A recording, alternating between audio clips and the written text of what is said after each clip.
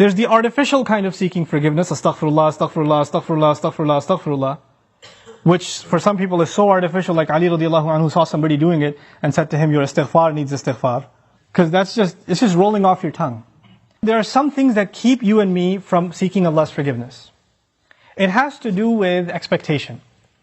Some people deep in their mind have internalized that I have done way too much messed up stuff. Allah probably doesn't like me very much. Some people even go as far as to say, I've heard them say, Allah hates me. Allah hates me. Allah doesn't like me. Allah is angry with me. I've done a lot of bad things. I knew Allah doesn't want me to do this, and I did it anyway, and I did it over and over and over again. So I'm basically off of Allah's good books. My prayers don't mean it. And when people internalize that, you know what they do? I'm a bad person. Could you make dua for me? Because I'm disqualified already.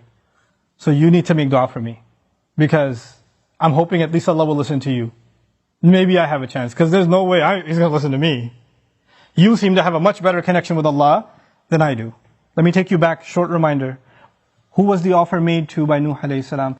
Nuh alayhi salam was making this offer to one of the most rebellious nations on earth. Continuously rebellious. And he said, if you can just come ask forgiveness, not only will Allah give you forgiveness, He'll open up the world for you.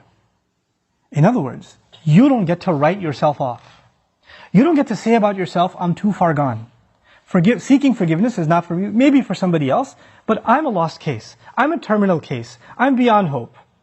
I'm already done for. If anything, my mom will make dua for me. Or this one will make dua for me. And this is where shaitan comes. Shaitan uses that. When shaitan, he takes advantage of the hopelessness of people, and that's one of the doors to shirk. You know that? One of the doors to shirk. Why? Because then religions come, false religions come that say, you're too messed up, let Jesus forgive you. You be good to Jesus, He'll take care of God for you. He'll be in between. Or they'll place somebody else in between. This saint, go to his grave. Go ask him, be good to him, put some chocolate in front of his grave, and he'll ask Allah to take care of your problems. Because you're too messed up. You can't deal with Allah, He's too angry with you. He, however, was in Allah's good book, so you go through him. This is how shirk opens up. In other words, the essence of our direct connection with Allah, which is what Iman is, which is what Tawheed is, which is what La ilaha illallah is. The essence of it is you get to ask Allah directly for what you need. And I'm telling you, I'm reminding myself, the thing we need the most, because it will take care of all of our needs, is seeking forgiveness. Now, there's a seeking of forgiveness by the tongue, and there's a seeking of forgiveness by the heart. Human beings tend to be defensive. If I criticize you for something, hey, I saw you said that. Why did you say that? I didn't mean it like that. You don't understand what I was going through. Excuse me. You don't even understand the whole story. Hey, I noticed that you did this. You get defensive immediately. بَلِ الْإِنسَانُ عَلَى نَفْسِهِ بَصِيرًا وَلَوْ أَلْقَى مَعَاذِيرًا. Human beings have good view of themselves, but they make lots of excuses. They keep throwing excuses. If you're going to seek Allah's forgiveness, you have to find a time. It doesn't matter if you don't know Arabic, and you only know Punjabi, and you only know Bangla, or Bahasa, or English, or Urdu. It doesn't matter. You speak to Allah, and you genuinely admit to Him what you've done wrong, and don't make excuses. It's really hard to do that. Because even when you stand in the mirror, you lie to yourself. You tell yourself, I'm not that bad. I have reasons for what I did. I have justification. I've been through a lot. But when you're going to come in front of Allah, you have to forget about justifying. Because all of your justifications, He knows them already. He knows what you were going through. He knew it was a tough time. He knew that this was overwhelming you, that was overwhelming you. I was under a lot of stress, Ya Rab, that's why I drank. Don't give Him the reasons. He knows your reasons better than you do. You need to come to Him openly, without any filters, without any hesitation, with no guard, with no shame. You're embarrassed to even admit this to anyone until you completely, openly admit to Allah how messed up you've been and how you've messed up. Completely openly.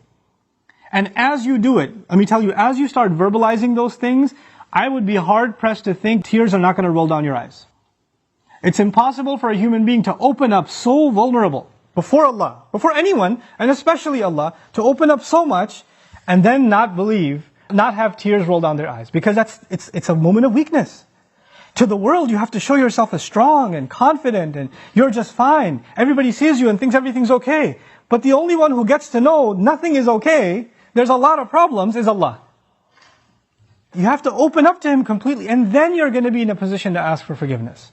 Then you get to beg in sajda.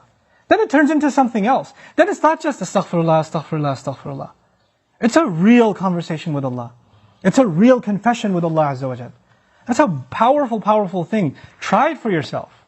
You have to find time alone to yourself. You have to make sure nobody else is listening. You can't even do it in the middle of the night. You get up from the bed, the wife is still in bed, you sit on the side of the bed, Ya Allah, forgive me, and she's listening.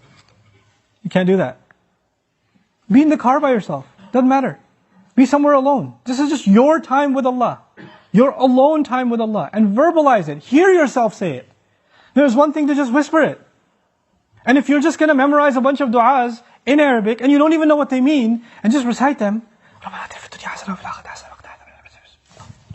if you're going to keep doing that, and those du'as are beautiful, they're powerful, but if your heart isn't speaking them, your tongue is speaking them, then you're not seeking istighfar yet.